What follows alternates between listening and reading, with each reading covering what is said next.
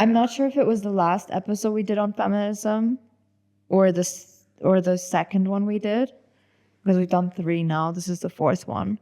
But in one of them, we said something to the effect of fields often get devalued the more women that work in them. And this is true of teaching, it's true of nursing and other fields that are dominated by women. And we made like the argument that this could be true of the creative industry as well, especially when it comes to like execution work, because we looked at who's executing the work and who's leading.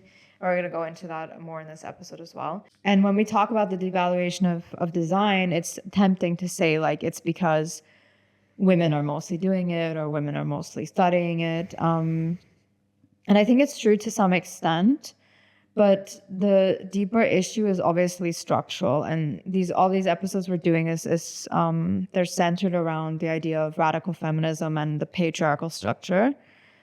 And the thing is that most creative industries, and in our industry, the people who decide things like what is valuable, they're the ones negotiating the budgets, they're the ones approving scopes, pitching to clients, running agencies, shaping business models, and awards organizations. These are mostly men. Like, it's still overwhelmingly men. So while women are doing the work, men are creating the framework that assigns a value to that work.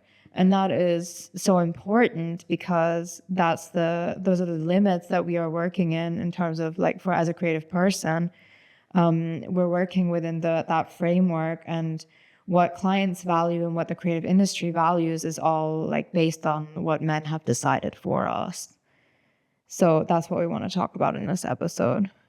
Also, like maybe like a quick anecdote on that. I think that a lot of people think that the system in place is kind of like the non plus ultra. It is something that you cannot change. It has been there for years. But if you look back on the pricing models that agencies used to use, they used to be so different to the pricing models today. And that was also something that was decided at some point and then enforced by multiple agencies until it became the status quo. Yeah, and recently we moved over to like hourly based pricing. And before we go into that, let's look at the leadership, because I think that it's important to put a focus on the discrepancy of how many women and men are working in the industry and how many women and men are leading in the industry. That's kind of an interesting one. So we're looking at stats from like really big agencies like Whedon and Kennedy, then to DDB and others like that. So in that realm, and what we found is that the workforce is pretty balanced. So it's made up from women and men in approximately like 50-50, like bit more, bit less. So now we're talking about the workforce. However, the leadership positions, that looks a little bit different. While women make up around 50% of the workforce, they are only in around 25% of leadership positions. And here I'm taking like the higher number on a scale. And for men, it looks different. For men, the workforce is also approximately 50%, 50 to 55%. And the leadership positions are made up of 88%. Again, I'm taking the higher number on the scale, but you kind of like see where this is going. Again, women make up around 25%, men make up around 88%. This is a huge difference. Yeah, and what it shows is that women dominate, or they don't dominate, but they're very represented in the execution roles and in the production roles, and so are men. But they're not represented in the leadership roles. So men are dominating in creative direction, strategy, agency ownership, senior leadership, and client-side decision-making. And what happens is that historically, and we talked about this in the other episodes, these roles that men hold are labeled high value or considered high value. They're also paid much more. Obviously, if you're an agency owner, you're going to be making more than somebody doing UX execution or illustration or graphic design. So these men hold these positions, and then while the roles that are seen as more like supporting roles are held by women and men. So this is really important because the example you gave before about how agencies priced a certain way in the past and now we're pricing a certain way today, that's different. these decisions were made mostly by men, because if we look at who's in the positions to make decisions like that, it's men. So hourly pricing came actually from like consulting fields that were already male dominated. And then later agency leaders adopted these models, and those were also men. And what these pricing systems do, like hourly based pricing, it rewards speed, it rewards constant availability, it rewards negotiating confidence. And these traits are also very male coded, or like benefit men, or maybe not specifically benefit men, but what it does is it makes it more difficult for women. Why? Because things like constant availability. If we're just talking about like women as like freelancers, if you're a freelancer and you also have a family, like you aren't constantly available. You don't have all these hours in the day that you can then sell. It's not a pricing model that would benefit you. Rewarding speed, again, like why do you have to be fast to then make money? Like what does the time have to do with your work? Like it doesn't have a lot to do with your actual like knowledge or expertise. It has much more to do with your productivity and delivering things, because clients always want you to do it fast. They always want, especially clients who are paying hourly rates, they're like, can you do this in 2 hours?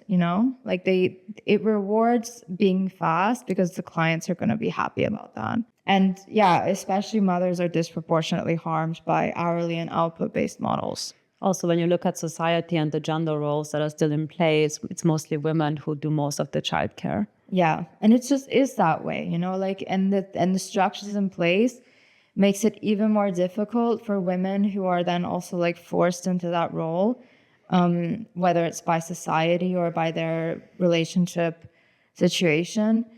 It makes it even more difficult for them to build wealth and to build like a client network, because how are you supposed to do both?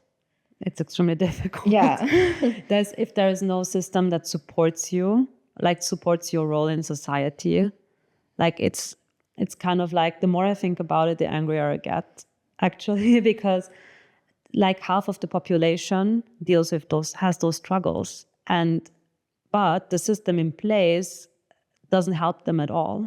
Yeah. And it's like, I don't know, the more I think about it, the more ridiculous it gets that there is no solution to it unless maybe the government enforces it. But other than that, like in the current systems at companies, there is hardly any place for pregnant women, for women who have a child. I don't know. I mean, in our country, it's okay. Again, it's enforced by law. I don't know how it would be if it wouldn't be enforced by law. Probably like in the US. Different. Yeah, like in the US. And if you look at the US, I mean, what's the maternity leave there? Like, I don't think there's any. Yeah, I mean, how ridiculous is that? It really depends on where you work. Yeah. And if your company is nice to give you 2 weeks. Yeah, I mean, that's like, it's mind blowing. Okay, I'm getting off topic here, but I don't know. I want to go into like value and value-based pricing in this episode. But let's also like just talk shortly about assigning value. Mm-hmm. And values, and we talked about this, I think, also briefly in another episode in terms of like awards. But not to go too much into that again. But value is very often assigned through visibility. And when you see agencies out there and they have like their name and they have their reputation, and you see the men in the leadership roles and they have that value because of that. And the women who are in the background of that, who are executing the work, they aren't seen. They're not like, they don't have that visibility. So then they also don't have that value. And like, that's also why that work is then not valued. You see the strategic positions, they're the ones talking to the clients. The clients see that. So all that like back and forth with the client, when it has to do with like strategy, when it has to do with like negotiating things and talking about like business goals that the client has and how to reach those, all of that is like the client sees those things and they assign a certain value to that because they see it. All the other stuff is like behind the scenes and they see the final output, but they don't see the work that goes into that. And it becomes like this invisible thing. And I think that also, like we talked about this, I think as well, and like how to make clients value your work. And a lot of it is to do with like transparency and them seeing the process. Because I think a lot of clients just think the execution happens in like 2 hours. And then you have this logo and this branding and it's done. And they think like, oh, you did it in a day. But it's actually like weeks of work and planning and a lot that goes into it, which is invisible. Yeah, I think that our industry in general has a value issue. And especially women in this industry have an even bigger issue. So it's like even more devalued. Yeah, well, because women are overrepresented in the invisible work. Exactly. And men are overrepresented in the visible work. And the visible work is everything you see, like all the awards they're getting, like who is standing up there receiving the award? It's the agency owner, and that's the person you're seeing as a man. Actually, I have also some interesting numbers here. In the awards recognitions and cultural power section of the stats, it says that for major creative awards, as in the jury chairs, the top winners, etc., they make up like only 20% or less are women. I mean, that's crazy. If mostly women are in execution roles, meaning that they are most likely the ones doing the work, they don't end up being the ones who are awarded. Yeah, and then and then what happens is their work is not visible. It's visible because people see the outcome, but they don't see who did that work. They just see the person leading that work, the person owning that work, but not the person doing the work. And that's what has happened in our industry is the doing the work part has become so devalued. It's something you outsource and something like anybody can do. Mm-hmm. It's not something you need to be paying top dollar for. And that's where this like value and the idea of value comes in, because like hourly based pricing is like very based on the doing the work part. And it's always like, do it as fast as possible because I don't want to pay a lot. But it just ignores all of the emotional labor that goes into doing the work, because there's so much preparation and planning and expertise you also have to build like over a long period of time, education that you invested in over a certain amount of time that you might have invested a lot of money into as well, that goes into that being able to do something in a short amount of time. And that should be valued. It shouldn't be something that you just base off of an hourly rate. Like, how is that fair? How is putting your expertise, your ideas, your creative thinking into something, producing it maybe in 2 hours because you're just that good at your job, and then you only get rewarded 2 hours of your hourly rate? That makes no sense. No. And it doesn't make sense for people who don't have a lot of time. So let's say you're part-time and you can only invest 20 hours a week in client work because the other 20 hours you're doing care. Then you end up only being able to bill 20 hours. There's no way you would be able to make a living doing that. Men, on the other hand, that don't have the care work, they could do 40 hours a week and it would amount to a good salary. But it's not realistic for women. And so how can we change that? And that's like one reason. I mean, we've always been like pro value-based pricing, or at least anti-hourly. But yeah, now like with the perspective of feminism, which is tried to bring into our content, it makes even more sense to shift towards value-based pricing. We talked also about how like our industry acts so progressive, but then we're fine exploiting like creatives. So this is an area where our industry could actually make a move towards being more progressive. Yeah, for sure. Now we're shifting towards value-based pricing.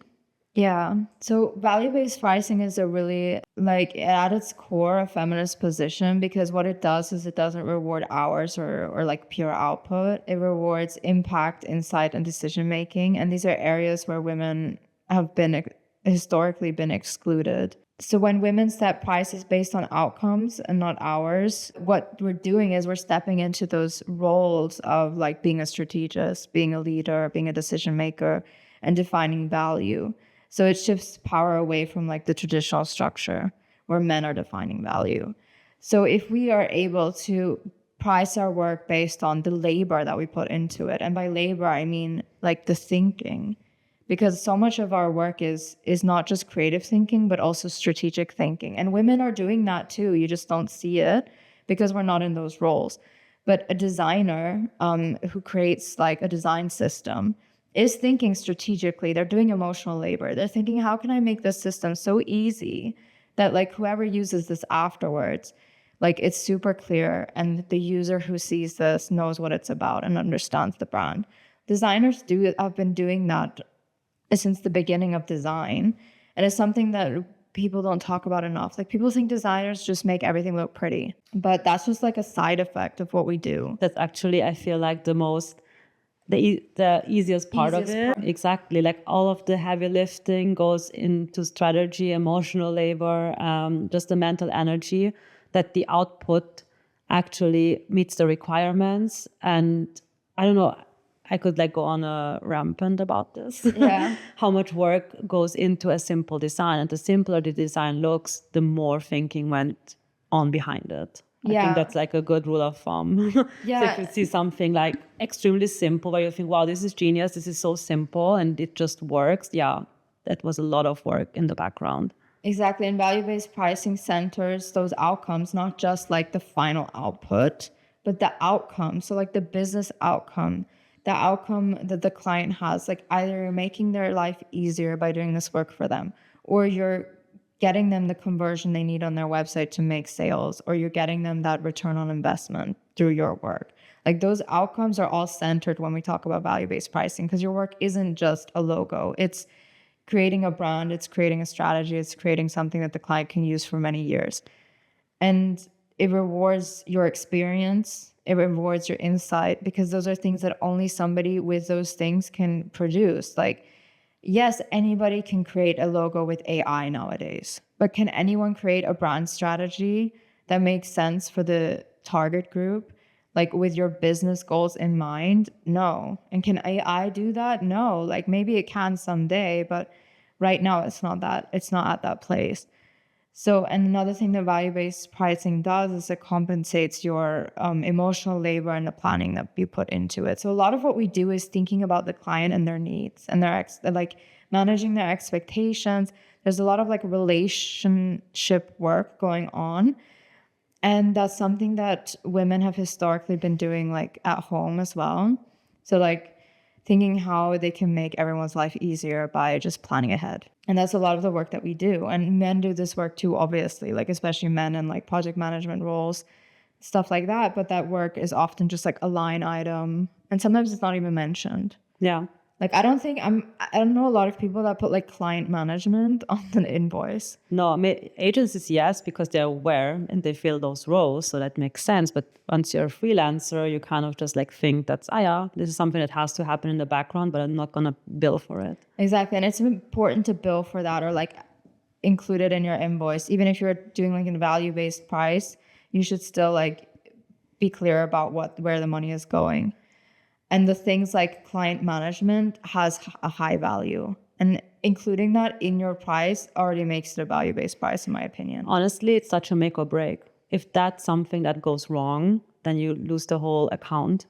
Yeah. Whereas when maybe you mess up something in the design process, you're most likely not going to lose the account. Yeah, and it's something you can usually fix. But if you mess things up with your client management, that's something they might actually like be a reason they don't come back to you or cancel a project with you. Yeah, so some people think, and this is also something that I said in another episode, like that we as women, if we just continue to participate in the same like way that men do in our industry or in the structure that we are in, that we just reinforce the patriarchal structure. And I think it's important to understand that radical feminism, a lot of people misunderstand it and think that it's about like rejecting all structures that exist within capitalism. But that's not realistic. Like, that's impossible. Because if you were to reject all systems, then we couldn't even be in the industry at all. And you wouldn't be able to like buy the shoes you want to buy. Like, you wouldn't be able to participate in capitalism, because it's patriarchal, like at its nature. But what it's really about is about understanding the system, critiquing it, which is what we're doing on our podcast now, change it where we can. So obviously we have to be really realistic about that. And obviously we're not punishing or judging any women who are surviving like in the industry the way it is right now as well. Like, I wouldn't judge anyone for acting like a man in our industry and just like going with the flow. I think that's also probably the easiest way to like start gaining awareness and start gaining to like take a step into the right direction. By right direction, I mean take a step out of the role that you've been assigned to by society, as in just like the role in the background. Okay, maybe I think like we were doing the same, or like still fall into those habits of acting like men, or like having similar mindset ideas, because that's kind of what you see as successful, and that's kind of what you try to copy. But I think especially creatives understand that when you start out, you start copying things, right? And at some point you copy, but you add on to your expertise, your views. And I think then this kind of like this nice mix happens where, yes, you do copy from what you see as successful, but you also add on to it your point of view. And by doing that, and by adding this, I would say, like female gaze, I don't know how to say, we are still like on the way to dismantling a system that is currently in place. Yeah, and I think it's important that while you're participating in it is to continue to critique it and where possible change it. So one area like that we talked about a lot in this episode is the pricing. Right now, hourly based pricing is like a norm, and a lot of people are doing it, and a lot of people have adapted to that over the last, I don't know, like 5-10 years. I don't know how long, but definitely as long as we've been in the industry, it's been like a big part of pricing.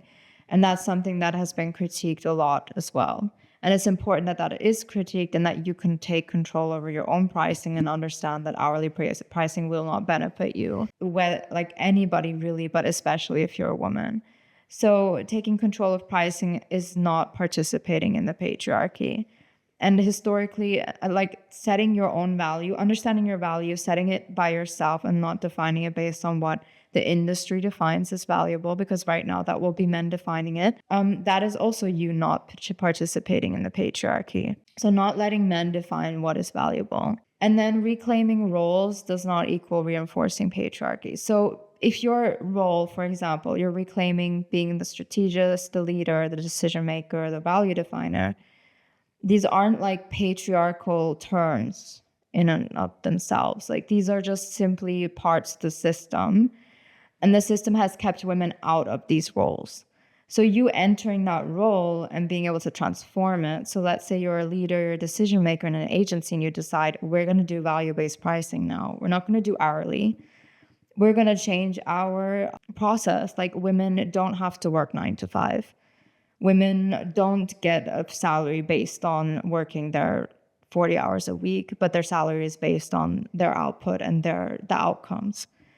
Those are things that you could change in those positions. And that's why it's important that women do take on those roles. So like being part of the system and taking on a strategic role, just because that was a man's role before, doesn't mean you're like participating in patriarchy.